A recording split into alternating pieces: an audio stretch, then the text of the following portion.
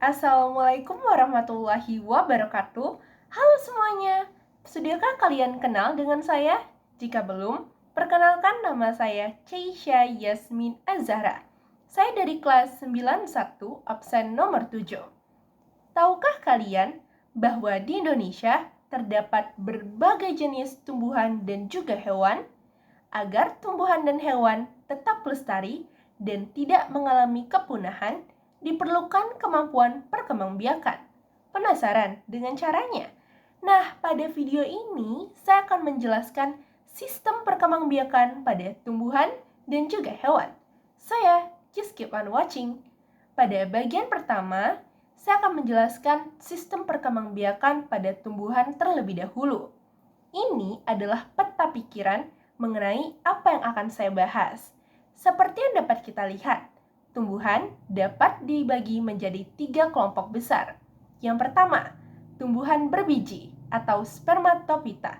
Yang kedua, tumbuhan paku atau pteridopita. Dan yang ketiga, tumbuhan lumut atau bryopita. Oke, kita mulai dengan tumbuhan berbiji atau spermatopita. Tumbuhan berbiji dapat dibagi menjadi 2 jenis. Yang pertama, tumbuhan berbiji tertutup atau angiospermae. Dan yang kedua, tumbuhan berbiji terbuka atau gymnospermae.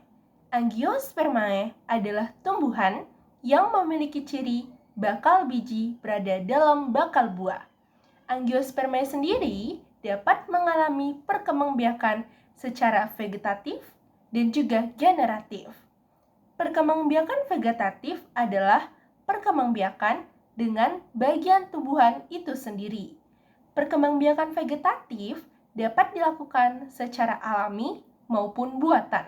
Contoh yang alami seperti rizoma, stolon, umbi lapis, umbi batang, dan kuncup adventif daun.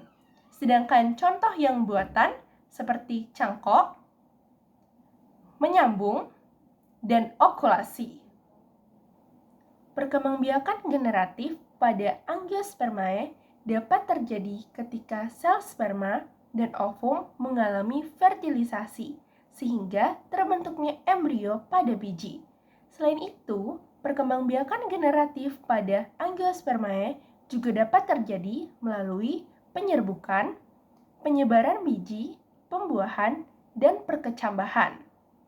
Penyerbukan atau polinasi adalah proses jatuhnya benang sari di kepala putih.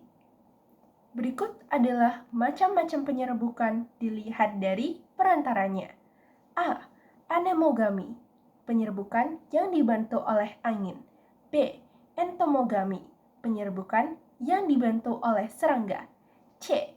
Ornitogami, penyerbukan yang dibantu oleh burung. D. Chiropterogami, penyerbukan yang dibantu oleh kelelawar. Dan E.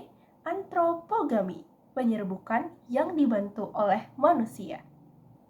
Sedangkan macam penyerbukan dilihat dari asal serbuk sarinya dapat dibedakan menjadi A. Penyerbukan sendiri atau autogami. B. Penyerbukan tetangga atau geitomogami. C. Penyerbukan silang atau allogami. Dan D. Penyerbukan basta atau hibridogami. Selain itu, perkembangbiakan secara generatif dapat dilakukan dengan cara penyebaran biji. Macamnya seperti A. Anemokori, penyebaran biji dibantu oleh angin. B. Hidrogori, penyebaran biji dibantu oleh air. C. Zukori, penyebaran biji yang dibantu oleh hewan. Dan D. Antropokori, penyebaran biji yang dibantu oleh manusia. Selain itu, ada juga yang namanya perkecambahan, yang berarti proses tumbuhnya biji menjadi tumbuhan baru. Berikutnya, perkembangbiakan pada tumbuhan berbiji terbuka atau gymnospermae. Pada gymnospermae, ia tidak memiliki bunga, namun memiliki strobilus atau runjung sebagai alat perkembangbiakan. Nah, pada gymnospermae sendiri, proses penyerbukan terjadi ketika serbuk sari menempel pada lubang bakal biji. Sedangkan secara vegetatif dapat terjadi dengan cara tunas yang disebut dengan bulbil. Next, perkembangbiakan pada tumbuhan paku. Pada tumbuhan paku, ia tidak memiliki bunga, namun memiliki spora sebagai alat perkembangbiakan. Secara generatif, ia melakukan fertilisasi, yaitu ketika sel sperma bertemu dengan sel telur. Sedangkan secara vegetatif, ia melakukan rizoma yang dapat tumbuh ke segala arah. Selanjutnya, tumbuhan lumut. Pada tumbuhan lumut, ia berkembang biak secara generatif dengan menghasilkan sel kelamin, yaitu jika sel sperma bertemu dengan sel ovum yang terdapat di archegonium dengan bantuan air. Sedangkan secara vegetatif, ia melalui kuncup atau gemae lalu melakukan fragmentasi. Semakin berkembangnya zaman, ada cara teknologi dalam perkembangbiakan pada tumbuhan, seperti hidroponik, veltikultur, kultur jaringan tumbuhan. Itulah pembahasan saya mengenai perkembangbiakan pada tumbuhan. Eits, tapi masih ada satu lagi yang akan saya bahas, yaitu perkembangbiakan pada hewan. Hewan dapat berkembang biak dengan dua cara, yaitu secara aseksual dan seksual. Yang pertama, secara aseksual, yang berarti tak kawin. Contohnya, 1. Bertunas pada Hydra sp. 2. Fragmentasi, yaitu pemotongan tubuh induk pada planaria. Dan yang ketiga, parthenogenesis pada lebah dan juga semut. Yang kedua, secara seksual atau kawin. Cara ini melalui proses fertilisasi.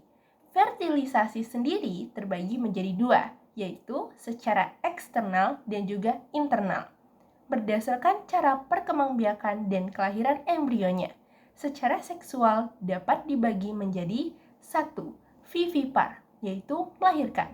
Contohnya pada kucing. Yang kedua, ovipar, berarti bertelur. Contohnya pada ayam. Dan yang ketiga, ovovivipar, yang berarti bertelur melahirkan. Contohnya pada kadal.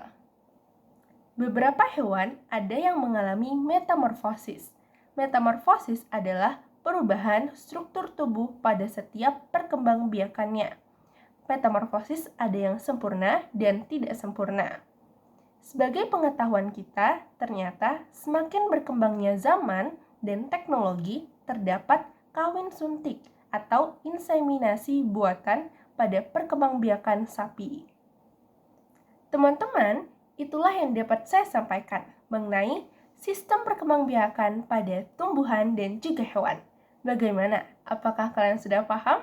Saya harap kalian dapat memahaminya dengan baik. Saya Ceisha Yasmin Azhara. Terima kasih atas perhatiannya. Wassalamualaikum warahmatullahi wabarakatuh.